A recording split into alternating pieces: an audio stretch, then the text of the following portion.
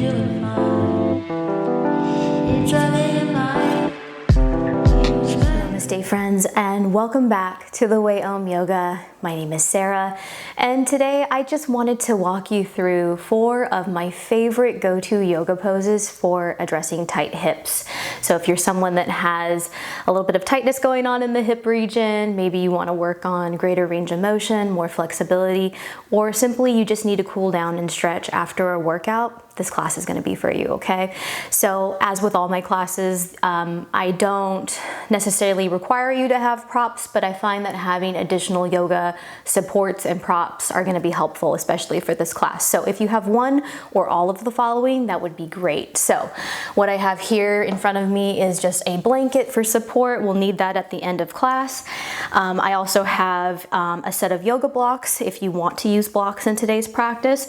I also have a bolster cushion. Now you can use a pillow or whatever you have available to you at home. So get your hands on any of these things, and when you're ready, go ahead and meet me on your mat, okay? We're gonna get right into it today, friends. So we're gonna start off by coming into Pigeon Pose. Now I'm gonna show you 2 ways to come into this before we do it all together, okay? Just so we all have some options to work with. So the first way you can approach Pigeon Pose is from downward facing dog. So we'll come into a 3-legged dog configuration with that right leg up and back. That's the inhale. Now as I exhale, I'm gonna go ahead and step my right foot forward, and then notice that my right knee comes directly behind my right wrist. My hips are squared off here, and my shin is just front and parallel with the front edge of my mat. So like I said, this is where it might be helpful to have something underneath the hips, underneath the pelvis as a base of support. So you can use a blanket, you can use a block. If you find that, you know, one hip is kind of floating up in the air, you can always slide like a pillow, like I'm demonstrating here, just to make this a little bit more accommodating, okay? So that is your first option, friends. For my yogis wanting option 2, we will take Pigeon Pose from a supine position, okay? So on your back. Now from this configuration, which I love, you're gonna cross your right ankle over the left thigh. We're gonna hug those knees in towards our chest, and I'm simply just gonna interlace my fingers behind that left thigh. And again, what I love about this variation is that you're still targeting the hip region, but without compromising that knee joint, okay? So I want you to take whatever makes sense for you. And on your next inhalation, let's go ahead and get into it. So whatever setup made the most sense for you, let's go ahead and make our way there now. I'm gonna take 3-legged dog here for mine. And then exhale, let's go ahead and all meet, starting with that right leg to begin, into Pigeon Pose, okay? And we're not gonna hold this like yin style today. Really, we're just gonna go for like a few cycles of breath each side. Again, this is just meant to be a quick and simple cool down, just a quick way to address any tightness in the hips, okay? And just centering ourselves on our next inhale and exhale. Good. And again, using the props in any way that makes sense for you. If it made sense to, you know, have a bolster underneath the hips for support, maybe a block, maybe a blanket. I want you to do whatever makes the most sense for you. You can also come down onto the forearms too. I forgot to mention that in your Pigeon Pose.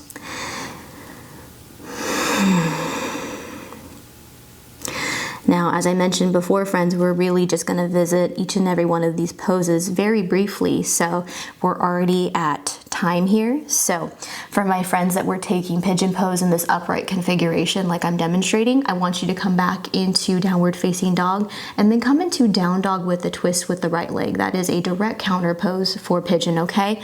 And for my friends that are lying down on their back, what I'm going to have you do is uncross the legs, simply hug your knees in towards your chest, and just gently rock side to side, okay? Gently massaging out that lower back, okay? So let's go ahead and make our way into our counter pose. I'm going to take down dog with the twist here, rolling out that ankle if you need to. Good. And then from here, we're gonna get into the opposite side. So on your next inhalation, that left leg will come up and back, friends. Exhale, we'll step the left foot forward, preparing for pigeon pose with or without yoga props. Noticing the difference between the right and left side. And again, for my friends taking this from their back, I'm gonna have you cross your left ankle this time over the right thigh. You'll interlace your fingers behind that right thigh, hugging those knees in towards your chest, okay? All right, and we'll continue to settle in here on your next inhale. And exhale. And like I mentioned before, one side might feel a little bit more tight, maybe a little bit more fatigued than the other. And you can always come back to this video and just add more time, right, into any given posture.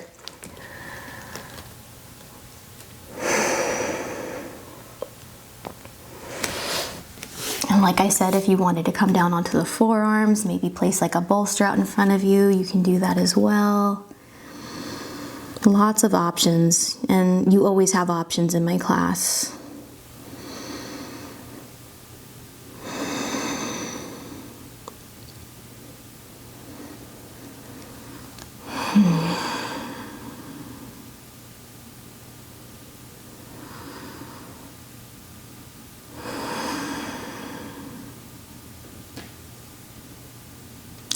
We'll hold here, friends, once again for another inhale.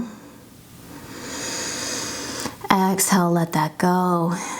And once again, I want you to get the counter pose of your choosing, whether that's hugging your knees in towards your chest, rocking side to side if you're on your back.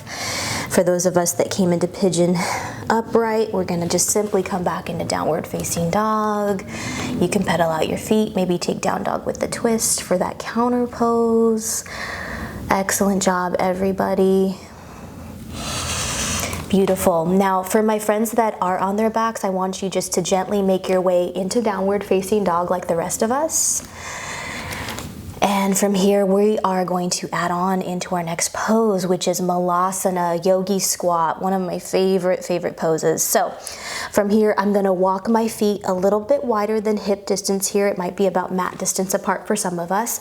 And all I'm gonna do is just simply walk my hands back, and I'm gonna show you without props how this posture will look. So I'm gonna sink back into my squat here. I like to use my arms as leverage, so I'll bring my hands together in prayer, using my elbows to gently press against my inner thighs. I find that that allows me to have deeper hip opening, of course, but also some traction and some length in the spinal column. And I'll face this way here, slightly at an angle, so you can see what I'm doing. And again, props would be ideal for this, especially if you're having a little bit more tension. You can sit on a block for support. You can always sit on a bolster cushion if you prefer. Another variation you can take in addition to all that, especially if you find that it's difficult to come into this with the heels like lifted off the mat, you can always roll up the bottom edge of your yoga mat and use that as support, or maybe a blanket underneath the heels and sitting upright like that, if that is something you would like to try today, okay? But whatever way you want to approach Malasana, like I said, we won't be here very long. And it's so beneficial, friends, to make sure that we're taking time to stretch, but to address this area, right? I always think of the hips kind of like an energetic rug. We can tend to dust and kind of put our residual energy, our residual emotions, even our trauma into the deep connective tissue in the hip region. It's not uncommon if you start to work in these areas that maybe you might feel a little tearful or like you're releasing something energetically. That's okay. I want you to embrace that, whatever comes up for you after this, right? And that may or may not happen for all of us, but just something to be aware of as you go further along in your practice, right? So good to address any fatigue, any tightness, any energetic blocks in the hip region. And once again, we'll come back to our breath on our next inhale. And exhale. And like I said before, we're not going to stay in any given pose too long, so go ahead and set your props off to the side if you were using that. And if it's possible for you, I'm simply going to just bring my hands back behind me and I'm just gently going to sit back. Okay, whew, yeah, take a moment here. If you need to shake out your legs for a second, go ahead and do that. I personally like to just bend my knees, taking my feet about mat distance apart. And again, I'm leaning back into my palms and just take those knees side to side. Yeah, let's get that nice release here before we continue on in the flow, in our cool down, okay? And you all are doing amazing, by the way. All right. So for our next pose, we are going to come into Gomukhasana, otherwise known as Cowface Pose. So I'm going to show you again 2 ways that you can approach this, okay? I always love to modify for you guys because I want to show you that there are so many different ways you can approach yoga, okay? You're never confined to any given way, especially not in my classes. So from here, friends, on your next inhalation, I'm going to have you straighten your left leg to begin, so that leg is down and along the yoga mat. And then from here, we're simply going to just stack that right knee on top of the left here. Notice that my right foot is off to the left side edge of my mat. And for many of us, this might be enough sensation. Of course, you could lean forward slightly. For less sensation, you can just remain upright, okay? So you can rest on the fingertips here. There is an arm configuration that you can do with Gomukhasana, but just for the sake of today's theme, we're gonna just stick with this configuration, okay? For my friends that would like to add on though, you can keep that right knee stacked over the left leg, but what I'm gonna have you do is lean over just a little bit. We're gonna bend that left knee, so that bottom leg, notice that both knees are stacked, and now my left foot is to the outer edge of my hip here, okay? So you're definitely gonna feel it a lot more in this, so just, you know, adjust accordingly, listen to your body always. And again, you can remain upright, or if you want to come forward a little bit for a little bit more intensity, you can. But we're just going to stay here for a few cycles of breath, okay, friends? Starting on our next inhale. And exhale. Good. And just finding that gentle release with each in-breath.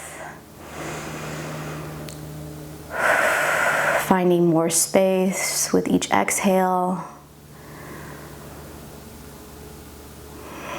And like I mentioned before, yeah, any type of hip opening, it may be a little physically demanding, maybe a little challenging. I just want you to sit with whatever comes up, okay, in today's practice.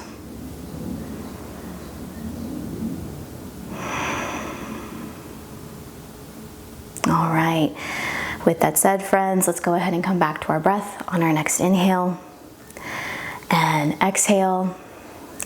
From here, gently unwind those legs, making your way out. And again, if you want to take that windshield wiper pose, you are welcome to do that. Or simply just extend the legs out in front of you before we get the other side. Well done, everybody. Okay. All right, so this time the right leg will remain straight, and then we'll stack the right knee on top of right, coming into Gomukhasana, but with the modification. Now, for my friends that want to come into the full pose, I'm gonna turn here slightly so you can see me. I'm gonna just simply stack one knee over the other, and notice both feet will come to the outer edges of my hips here. And again, make any adjustments. And I forgot to mention this on the other side, I'm so sorry, but if you want to sit on a blanket or a bolster, kind of elevate the hips a little bit, you're welcome to do that as well, okay? But we're just gonna stay here for a few cycles of breath, starting on our next inhale. And yeah, if you're like me and you just sometimes need to close your eyes and go inward, you are welcome to do that. And just noticing the sensations. I mean, this definitely is a challenging one for sure.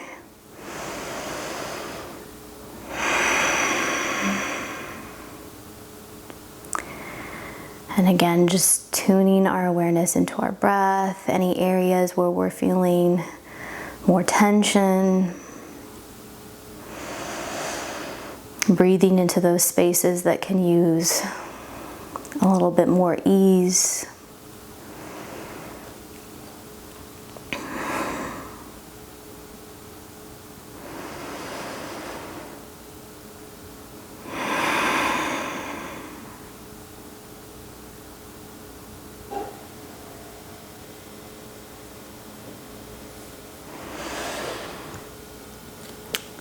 All right, friends, so we will stay here for another cycle of breath.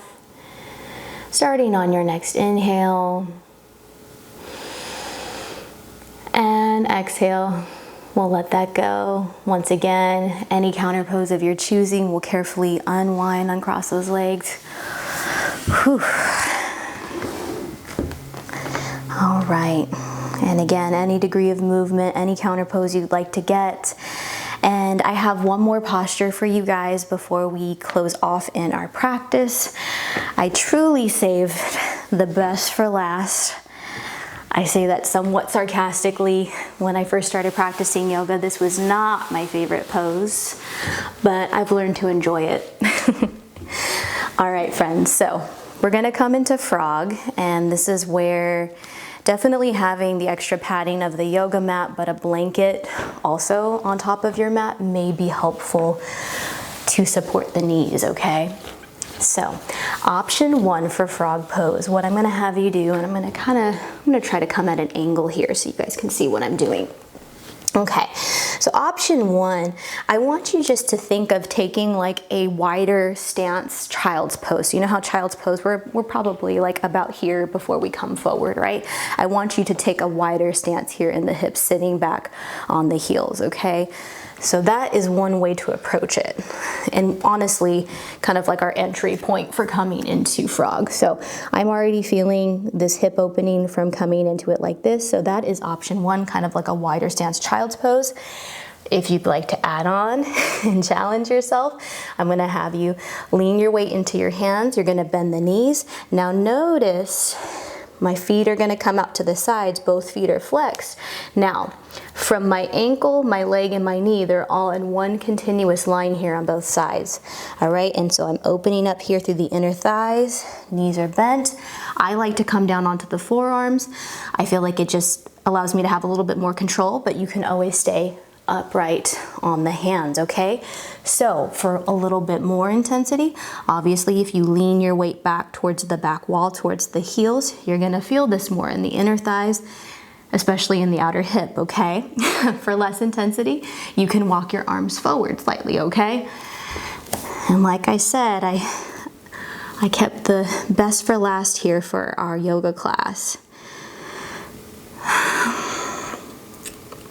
And again, listen to your body, take whatever option makes sense for you, whether it was taking that wider leg child's pose variation, maybe playing around with frog for a little bit and then taking that child's pose variation, you can do that too. But again, just listen to your body, come back to this video, keep practicing. You know, mobility and all these things that we're working on, they take time to cultivate, okay? They take consistency, so always come back, rewatch these videos whenever you need to.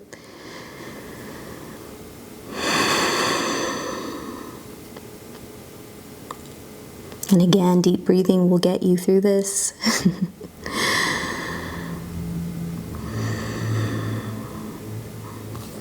All right. Let's stay for one more inhale and exhale. Let's go ahead and bring those toes to touch here very carefully. I like to come up onto the hands, walking myself back, bringing the knees back together. Whew. All right, friends. And I will close off this practice with you all.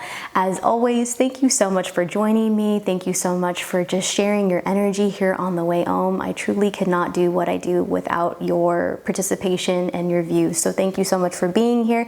If you are enjoying my content, I would love your support in the form of your likes and your subscription to the channel. And I will see you guys in the next video. Until next time, namaste.